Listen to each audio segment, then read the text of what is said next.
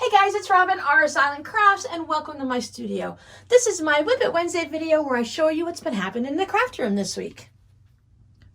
Please stick around to the end, and we will also discuss this Saturday's live stream and what project we're going to be working on, and I'll give you guys all the details for that.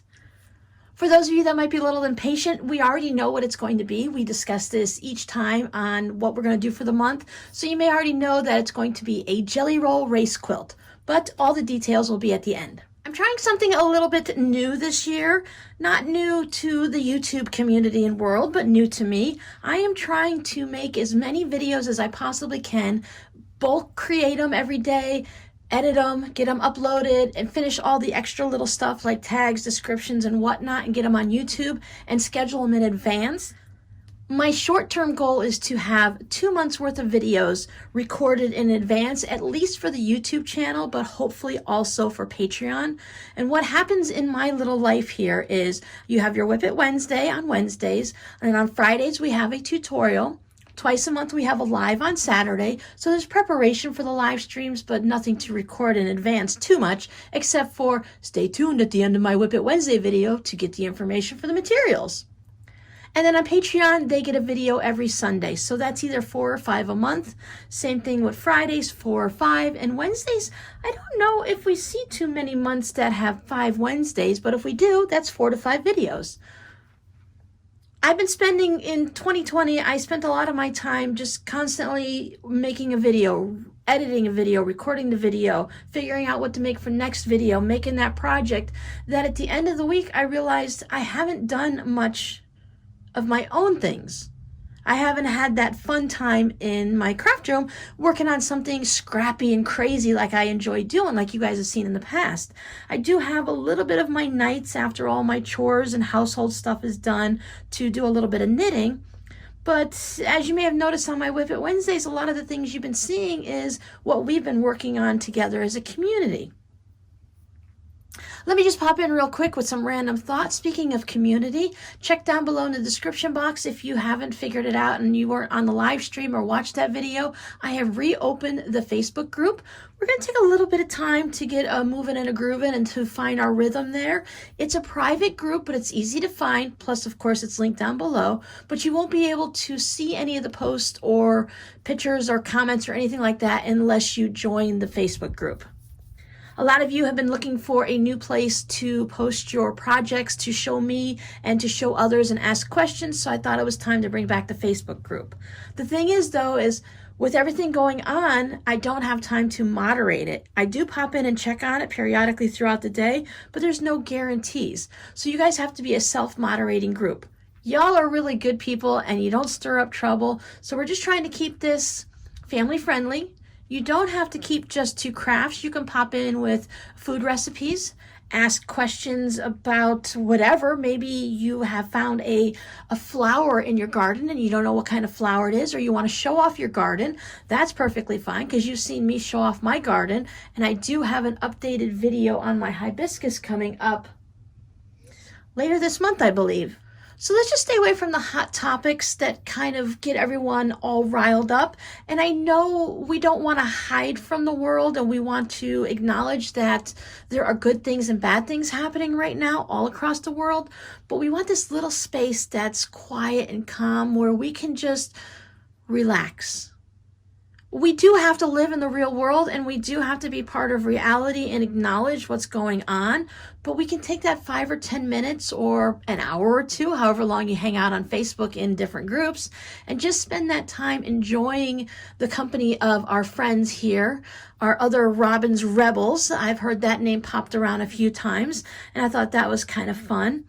So we can just enjoy the crafting community and the baking and the sourdough and the cookies and the holiday decorations and things like that. Show off what you've made, talk about what you want to make. All of that is just wonderful. We just want to have a safe and quiet space that is going to be fine if your children or grandchildren are looking over your shoulder while you're on the computer. I know many of you have your kids or your grandkids right in your lap while you're surfing and looking at different quilting things. So we just want to make sure everything stays nice and friendly for them. So if you ever come across something that you're a little bit questioning about, you can go ahead and report it. There's a little button on the side. I think it's with the 3 dots that you can report it. And I get notification immediately for that. So I'm always checking on that. Now, there are a few questions you need to answer to get into the group, just so that we know that you're a crafter.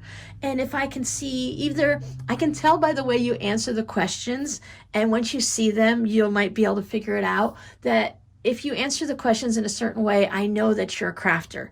If you're answering them in a weird way, then I know that you're someone creepy, and I will check your Facebook page.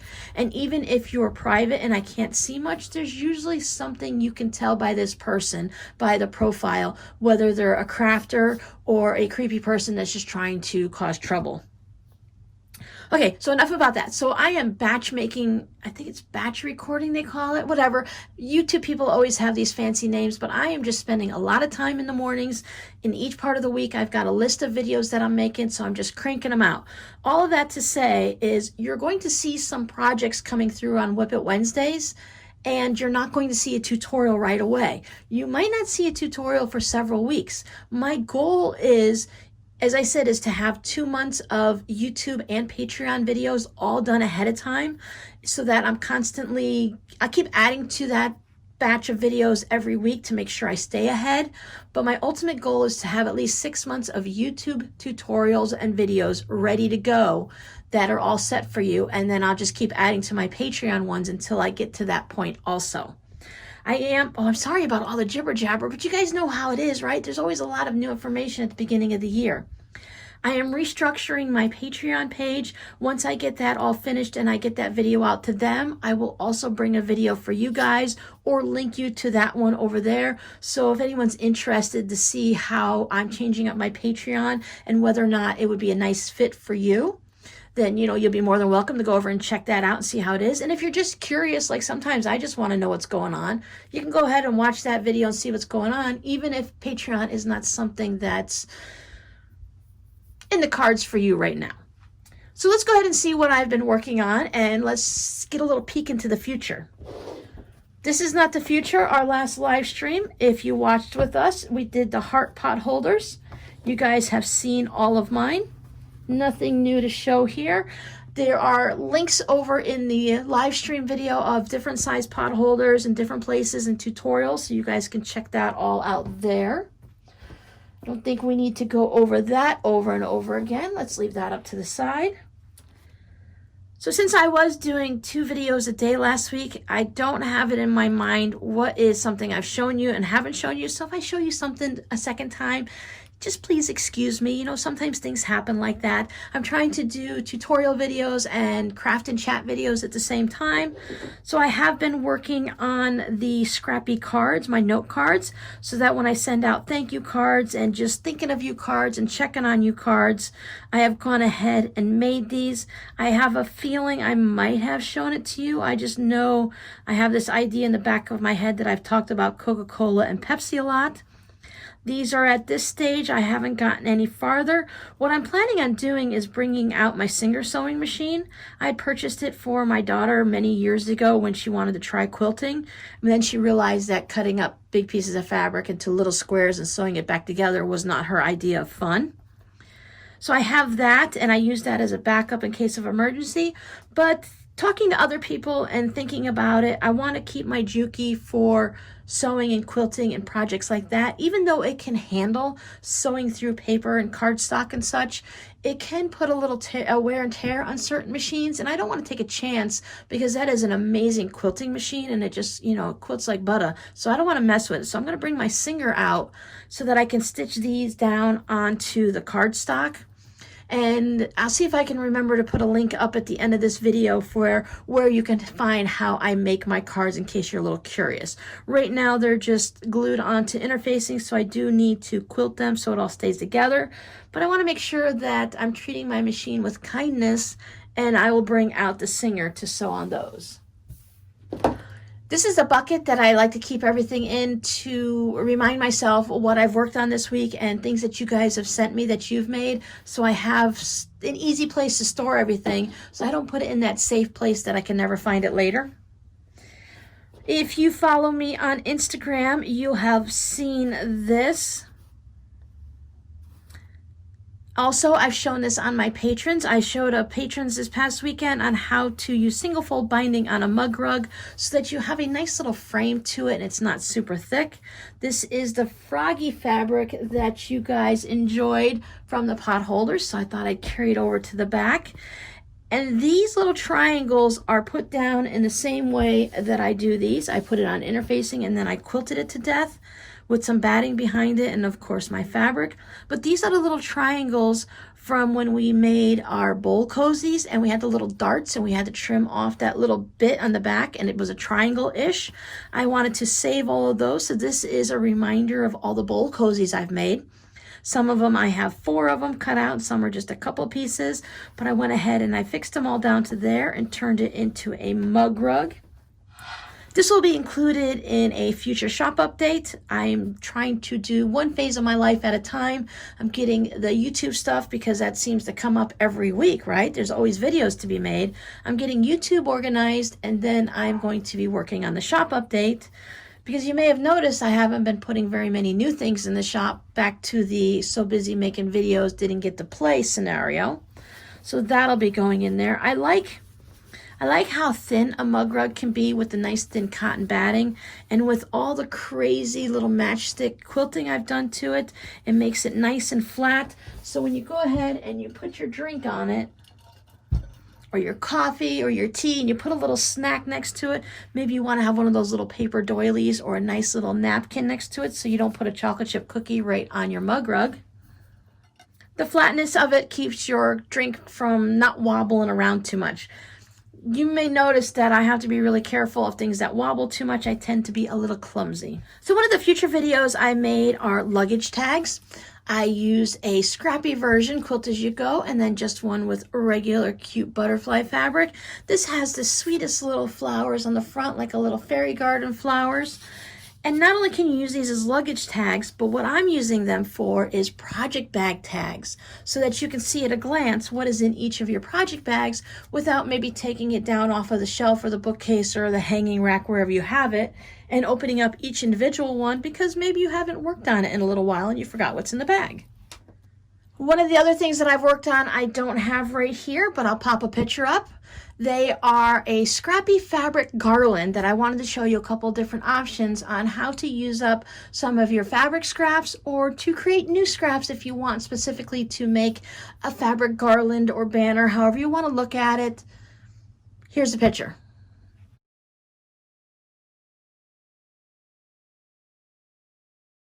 Those were really fun to work on. Great way to use up tons and tons of scraps. I'm going to add a little extra video in for these because you're not going to be able to see it here on my table. So those of you that have been around for a while might remember the Margaret Lewin quilt blocks that I was doing. It was a quilt along in 2019. It ran, I think, from maybe August 2019 into August, September, October, or into January, February, March, whatever. I think we did it for 6 months. We did a couple blocks a month. One of the designs was, it was created to use 15.5-inch squares, and it made a large queen size quilt for your bed. My bed is actually a twin size bed. I don't really need a huge, humongous bed. I like to have just a little bit of space like that to sleep in. And I have a couple quilts that I already love on it, so I really didn't want a queen size one. And if I took the 15.5-inch squares and made it into like a lap or throw quilt, I really wouldn't use too many squares.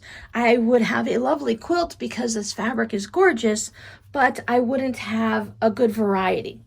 Included in that pattern was also a baby size quilt. So now the baby size quilt was going to be too small, and I could just put giant borders on it, but what fun would that be? So if you guys been around for a while, as I said, you've seen me working on some of these blocks, but I decided that instead of having all of the quilt blocks in the various types, there's several different ones, some of them I doubled up on and I was making them and I just ran out of steam. So then I decided it would be really fun to take the same fabric line and just add in 6.5-inch blocks, because of course these are 6.5-inch squares if I didn't mention it, and just make some more and add that in. And then that way I can showcase all the variety of fabrics and have a patchwork quilt with a little bits, pieces of actually pieced quilt blocks here and there. So again, just hold on, and before we get into the jelly roll race, I will pop up a little video of this showing you what they look like. I also did the back, so I had to piece a back for this. I don't have the exact measurements right now, but I know it's a little less than 50 inches wide and 70 inches long, because that was the measurement that I was using for my backing and batting. Keep it right here so we can see some of these fun blocks. I really love some of the darker colors in here. This is a gorgeous fabric line. And let's take a look at what came in the mail this past week or so. I received a Happy New Year block. It's still in the little clear envelope, but it's a fabric postcard. So Teresa and I have been sending fabric postcards back and forth throughout the year, sometimes for the holidays, sometimes just for fun to say hi. So she sent me a Happy New Year one, so I'm going to be sending one out in return. It won't be a Happy New Year one. I don't want to say what it's going to be, but it'll be a nice little surprise for her. So that is going to go into my fabric postcard collection. I also received a couple other ones. This one, you know what, I love simple ones. Okay, if they're really detailed and in depth, they're gorgeous, like a little mini quilt and all, but at the same time, I just love the simplicity of having some strips not quite straight, not quite on the actual like 45 diagonal, and then a little bit of slow hand stitching in for decoration. This has a variegated thread in it. The person that sent me this has been really into, I don't want to say addicted, but is really captivated by using variegated thread. And these are all hand stitches down and then a fun stitch around. So a nice clean back. So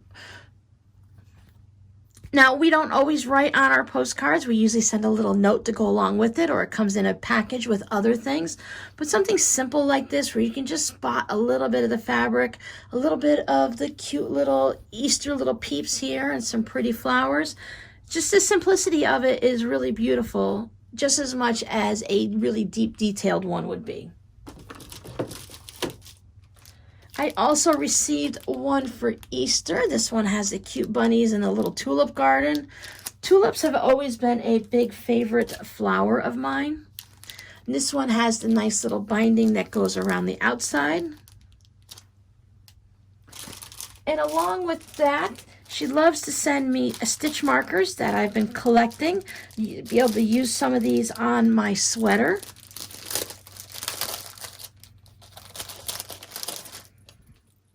So she makes really pretty stitch markers. I've already taken some of them off and put them in with my stitch marker collection to use, but I love that they have the little lobster claw here so that you can clip it onto your work and show your progress, or you can just hang it right on your needles to show where you are marking your stitches and stuff. Plus, they're also great to use on zipper pouches. So there's a variety of ones she likes to make. She has some rolled up fabric ones, and then some beads, and then just some pretty little decorations. She makes little flowers with the beads, and then just some little tag along notion things there. She always sends me a few little extra, and these are made with love, little hearts. So I can add these onto zipper pulls, stitch them onto a project.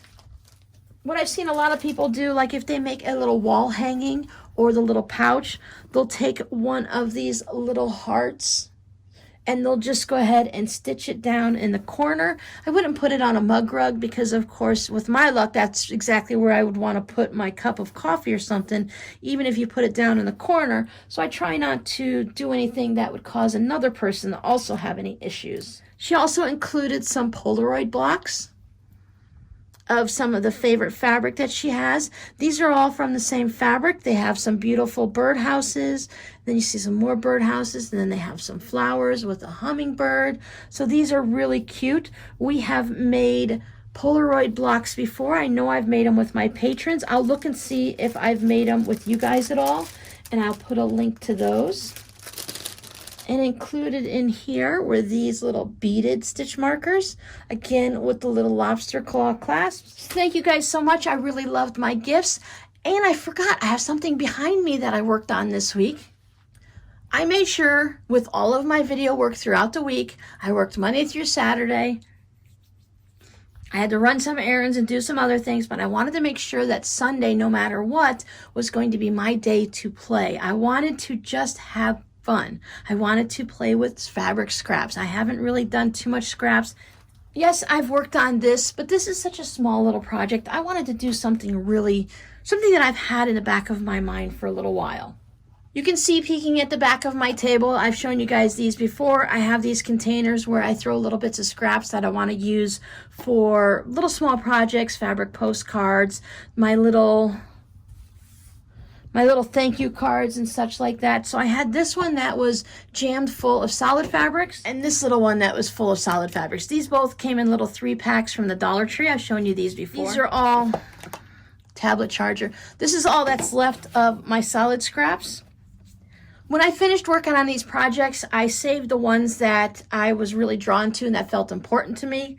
But there was a lot of little bits and strange shapes and stuff like that that I wouldn't even save for someone. Like I've made that collection of crumb scraps that I put in my shop recently.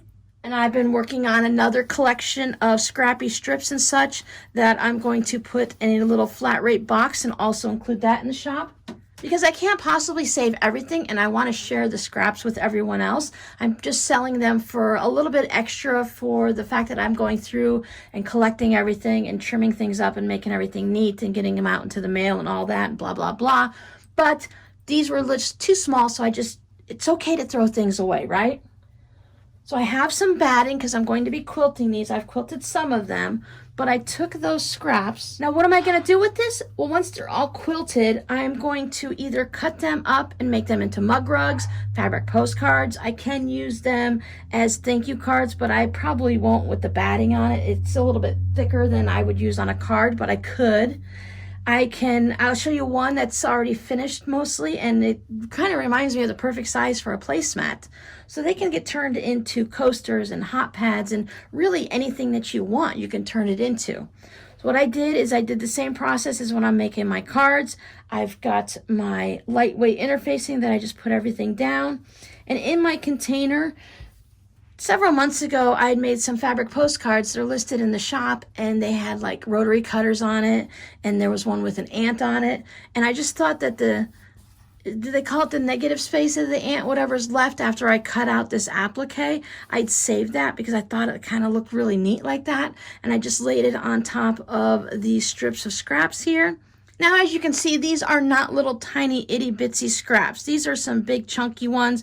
Some are 2 inches, some are 2.5 inches. I don't remember what this was cut out for, but it had something to do at the same time because I saved that also. And this one has the smaller strips that you're used to. I have a Q that was cut out to go for the quilting, to go with the rotary cutter that I didn't use, so I have that on there. This was an outline from something round. This one was an apple. These little circles, ovals came cut out of something from those same projects. So I just went ahead and put everything down and just started layering it like that. And I thought I'm just going to add some of my really, really thin strips that you can't really, when you press it down to the interfacing, it doesn't really stay that well. So I just went ahead and I glued it on top with my glue stick. Since I worked on these on Sunday and it's now Monday, some of them are just a little bit loose still. Some of them are held down by the interfacing, some by glue sticks. This round circle, it had a piece of the fusible on the back, so I just fused that down.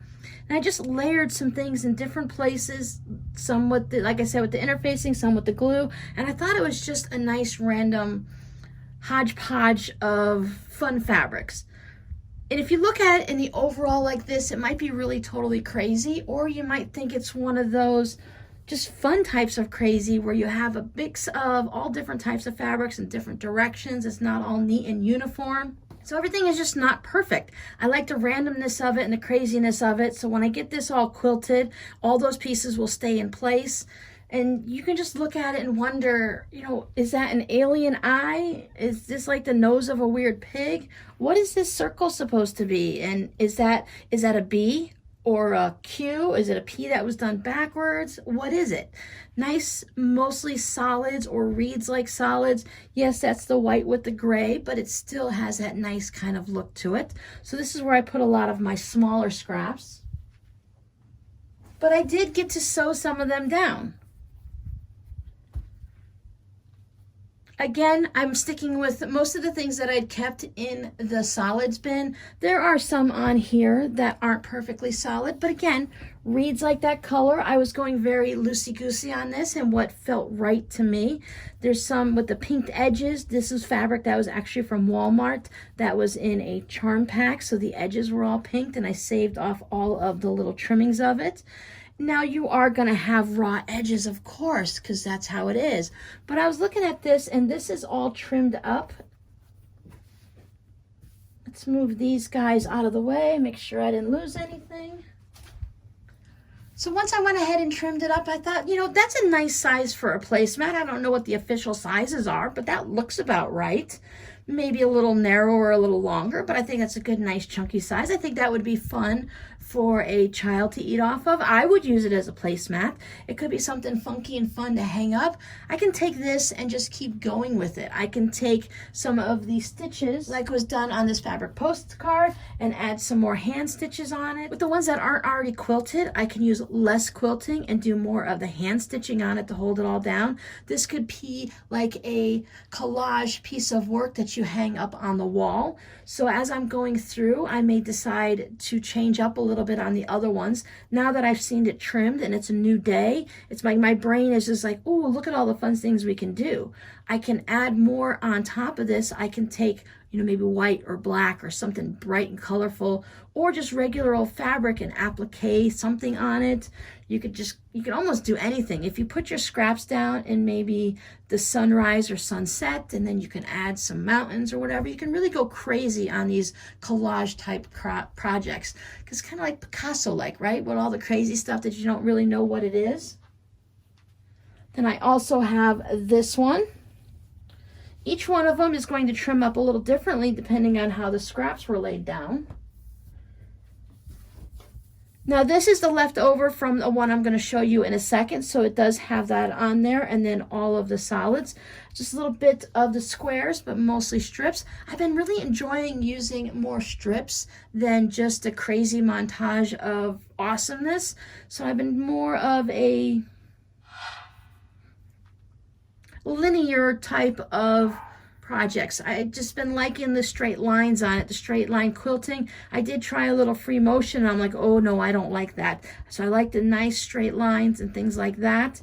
But this could easily, I figured if I put this over here, I could cut this off and use that for certain projects, and then have the nice solids so they don't have to all be the same on the same piece. If I plan on cutting it up, turn it into coasters and mug rugs and pot holders and zipper pouches. And this is the craziness that one section came off of. These are the little bits left over from when I made, for one of my patrons, I made that strip quilt. I used all my crazy novelty fabrics and I put it all together in sort of a rail fence type project. So I had that, and these were just, I saved them all in a little Ziploc bag, and I put them in my special solid container so that I wouldn't lose them. So this time when I put it in a safe place, I actually found it, which is amazing. So I got that all done, and I've got that trimmed up. I can see right here that it's not perfectly straight. Sometimes when you go back through, you have to trim up a little extra again.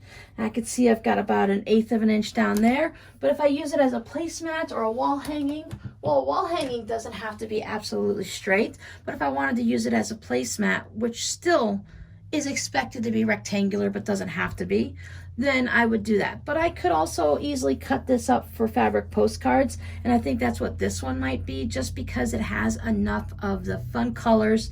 But if I did the little 4.5 by 6.5 bit that I would need, it would give me like this little section right here. So that's a nice bit of randomness for a fabric postcard. So those are what I worked on my day off.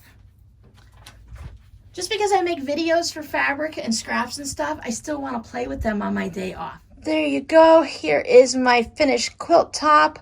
I added 3.5 inch borders so that I can trim them down a little bit if I need to once I start squaring things up to 2.5 inches or whatnot. I have this nice deep pink and a little pale pink. I wanted to do 2 sides And now you can see the various different piece blocks compared to just the fabric blocks. I did a little grid work and I just went and took a red pencil and I just started putting dots in various places based on how many piece squares I had. I love the way this turned out. So let me show you what the back looks like. So here is the back. I went ahead and used this lovely print here, nice and big and bold with all of the bees and the, I'm guessing like cone flowers or something like that. So I thought that was really beautiful. I had a big chunk of that fabric that I used. I wanted to make sure that the fabric that I used on the back was from the same line, and including when I do the binding, I'll be doing the binding in a green or a variety of the greens. And I wanted to try to stick with all of these flowers. And then I used a little bit of paisley up here. If I have to do any trimming, I want to trim off of that section. I probably should have used this print here, but I don't think I had a large enough piece, is why I didn't use it in place of that green one up there. That way the whole back would have been done in the same type of flowers. I love these ghost flowers here. They have it in all of it that you really don't see. So it's just a little bit of the outline. And then on here, it's that lighter pink. This one actually looks more like a flower, where these are just the ghost outlines. So I thought that was really fun. I had to piece the back because I did not have any fabric that was large enough. The kit that was sent to me as a lovely gift, it did not have backing or binding fabric. You had to provide that yourself. But since I was making a smaller project, that I could go ahead and do this. And now I also have some fabric left over to make some little wall hangings or something like that. Or maybe I thought it'd be really sweet to have some pillow covers out of this. So let's talk about the jelly roll race that we're going to be working on this Saturday at noon Eastern Standard Time here on my YouTube channel. I will put up a little bit of a link ahead of time, and sometimes I know it can get a little confusing when it shows that there's a live stream, but it's not live yet. I like to put that up about 8, 9, 10 o'clock my time in the morning, just to give you guys a reminder that, hey, Robin's going to go live today. You guys all wanted to do the jelly roll race quilt, so that's what we're going to do. You also decided that you don't want me to do any prep ahead of time. Sometimes when they're doing the jelly roll race quilt in guilds, they will sew all of their jelly roll strips together. So it's that long 1,600 inches long. They call it a 1,600 quilt. So if you have all of those sewn together, they do that ahead of time. And then they start the race when you start to take the two pieces and fold them together. But you guys wanted no prep ahead of time. We're going to start right from the beginning. So what do you need? I'm going to put a link, I'm going to put several links down below in the description box that shows you. Missouri Star Quilt has a really good video on how to do it. RsIslandCrafts has a really good blog post about different things to do with it. And I found a PDF that will show you what size your jelly roll race quilt will be if we do it the standard way, and how to make it larger or smaller based on what you do. Now the one we're going to do is we're going to use one jelly roll, and that should give us a lap size quilt. It's going to be about 50 inches wide by 64.5 inches long. And that's based on what I found in that PDF. I'll make sure I put the word PDF right there so you know it's going to be opening up into a PDF. But they have a lot of great information. If you want to watch a few videos ahead of time, a quick search on YouTube for Jelly Roll Race Quilt is going to give you a lot of fun videos to watch. I actually have a video for the variation of one that I did for a baby quilt. So if you don't want to do it in the jelly roll race way, and you want to make sure that if you want a quilt that's going to be exactly 47.5 inches wide, you're not going to get it by doing a standard jelly roll race quilt unless you make it a little bit larger than you need and you trim it down, or smaller and add borders. And there's so many ways you can change up your quilt by adding extra pieces, taking pieces out, and changing up crazy stuff. I'm going to do the standard race. I'm going to butt my fabrics end to end like this. You can do it on that diagonal like we do for binding. I mean, I may change my mind, and I probably will. I really love that look of the diagonal, but we'll see what happens. I want to say it's a matter of time, but we're going to take all the time we need on Saturday. We're going to take however long it takes me from start to finish that jelly roll race quilt. We can't stay live for everyone to finish theirs, but we're going to do our best to make sure everyone knows the process.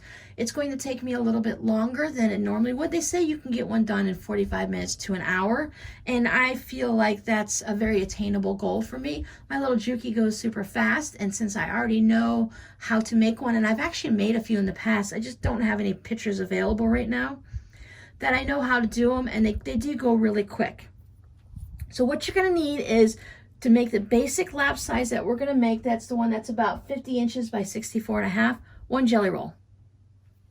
Now a jelly roll is all from one line of fabric, or sometimes you can get a black and white one or all gray fabric. Sometimes you can get, I don't know if you get all pink ones or all purple or something, but there are certain lines that lend themselves to one color, like all pinks and purples or all reds and whites.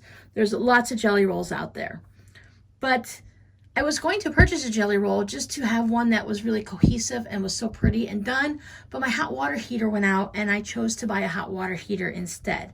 But then I got to thinking that I like to show in my videos ways to adjust things for yourself if you don't have the product that's called for. So if you don't have a jelly roll, you can make your own, and that's what I'm going to do. And I'm going to go super crazy with mine. You can cut 2.5-inch strips from 40 different fabrics, and that would create, if you cut them with the fabric, so they'll be about 40 to 42 inches in length and 2.5 inches wide, and you cut 40 of them, and you'll have your own jelly roll. And that way you can color control. If you do want it all black and white with maybe a pop of red, you can go ahead and do that. But I'm going to take mine one step further, and like LaLone shows on a link that I'll put down below in the description box, you can cut 2.5-inch strips at any length you want. If you're going to be cutting them and sewing them on the diagonal with the 45 degree, you want to have it a little bit longer than 5 inches, because otherwise you're going to lose everything and you'll just have like a little triangle piece. So I'm going to go into my Crazy Novelty fabric and I'm going to cut a whole bunch of 2.5-inch strips. I'm going to go into my 2.5-inch strip bin and see what's left in there. That one's getting a little low now, so we'll pull all it out and use what's in there. I'm going to mix fabrics. If I want to put holiday fabric in with it, Christmas and Halloween and Easter, it's going to be okay. I'm going to put whatever I want in it. And some of them will be with a fabric at 40 to 42 inches long, and some of them might only be 12 inches long. And that's going to give me a really great scrappy quilt. I'm going to mix in some of my blenders, and if I have some solids, I'll toss a little bit of that in. But I want it mostly to be the Crazy Novelty. At the end of the month, I'm going to show you another video and a tutorial that is going to show you a variation and how you can take your finished quilt that if you look at it, you go, oh God, Robin, what did I do? This looks like my fabric bin just spit up everywhere, and it kind of looks like this craziness, and I don't like it. Well, I'm going to show you some ways to change it up. As part of my Patreon group, you earn certain rewards over time depending on which tier you're on. Now, yes, all that's going to be changing up in 2021, but I have a person, one of my patrons from the 2020 group, that I owe them a reward. Now, we've talked about it back and forth and discussed a few things, and she thought it'd be really interesting. She's like, go ahead and make me whatever you want in a quilt. Mix up your fabrics. It's okay. I don't mind scrappy. I love the different holidays. It's fine. And if you have to use my quilt to do a tutorial on your YouTube channel or Patreon, that's perfectly fine. So I thought, you know, it's really kind of cool to see your project come together on someone's channel and watch it in videos it's being made. So I'm going to be gifting her my Jelly Roll Race Quilt. But as I said, I want to make a little variation to it and just create something a little bit different for her. So come back at the end of the month. I believe it's January 29th that I should have the video out for it. I have that little open spot holding for it. And I'm going to show you how to change up your Jelly Roll Race Quilt if it wasn't quite what you expected. Check out online. There's tons of Jelly Roll Race variations you can find. Chop it up, put borders on it, turn it in all kinds of different things. You can always just cut it up and turn it into placemats or tote bags if you don't like the overall look. So thanks for hanging out with me in this super long video. I hope you enjoyed everything that I've made or am making. I hope you loved everyone's projects that they sent to me, the fabric postcards. They're really beautiful. My crazy mess, it's going to be fun to see what these turn into. So even if you don't want to participate in the Jelly Roll Race Quilt, I hope you join us on Saturday, January 16th at noon Eastern Standard Time. If you want to compare it, you guys know I'm in Florida. With a little bit of Google searching, you can figure out what time it is where you are compared to where I'm at. As I said, noon Eastern Standard Time, whatever it is in Florida or New York City. We're going to be doing the Jelly Roll Race Quilt, but you can always sew whatever you want. Work on cleaning your scrap pile up yourself, or maybe you want to do a little knitting and crochet. Chat in the comments. There's always fun conversations going on. So I hope to see you guys on Saturday, and if not, I will see you in the next video. Bye!